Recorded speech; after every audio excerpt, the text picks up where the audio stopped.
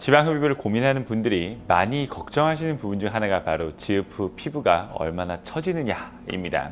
근데 이건 사실 환자군에 따라서도 다르고 원인 또한 매우 다양하기 때문에 피부 처짐의 확률을 딱 잘라서 말하기는 어렵습니다.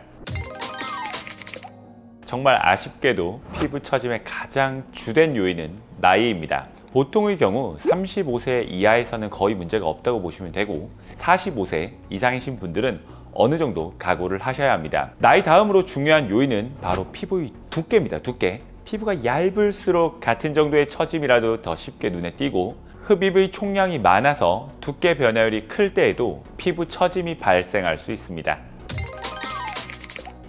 단순히 흡입한 용량과 비례해서 피부 처짐이 많아진다 라고 꼭 꼬집어서 볼 수는 없습니다.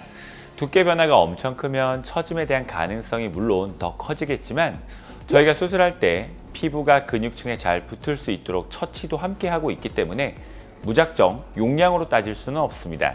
또 같은 한 사람이 수술을 하더라도 팔보다는 복부, 복부보다는 허벅지가 그 처짐의 정도가 더 큽니다. 전반적으로 처짐의 크기는 복부가 더 크긴 하겠지만 피부의 모양을 봤을 때 허벅지는 이렇게 둥글기 때문에 처짐이 더 쉽게 눈에 띄는 것이죠.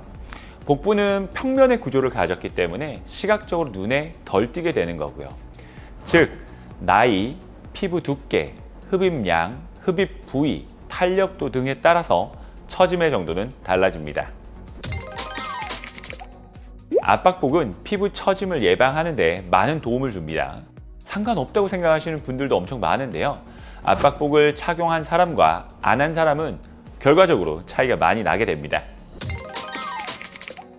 사실 지방 흡입을 처음 고려하기 시작한 분들의 99%는 다 두께 때문에 고민을 시작하게 됩니다. 지방 흡입 수술 후에 피부 처짐이 걱정되는 분들은 일단 내가 원하는 두께 변화를 먼저 고민해 보시는 게 굉장히 중요합니다. 내가 원하는 두께 변화를 명확하게 이해하고 그 변화에 따라 예상되는 처짐이 어느 정도인지를 경험자를 통해서 듣고 그리고 내가 그것을 어느 정도 용인할 것인지를 판단하는 게 순서가 됩니다. 예를 들어 오늘부터 다이어트를 해서 1년 뒤에 지금 내 몸이 1년 뒤에 절반이 되었다고 가정했을 때 1년 후 그 사람에게 피부 처짐이 정말 없을까요? 무조건 있습니다.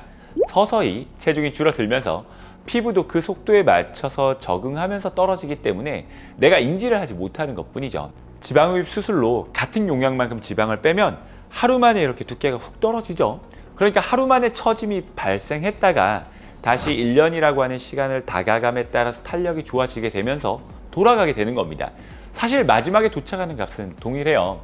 다만 수술로 인해서 피부가 처진 건 맞다라고 볼 수는 있지만 꼭 이게 수술에 의한 결과물이라고 보기는 좀 어렵다고 볼 수도 있는 거죠.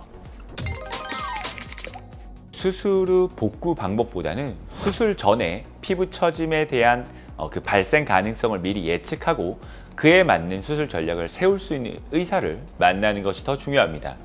피부 처짐이 이미 심한 경우에는 수술 전에 그 내용을 충분히 설명드리고 어떤 결과를 목표로 수술할 것인지에 대한 전략과 방향을 먼저 설정한 뒤 수술에 들어가야 합니다.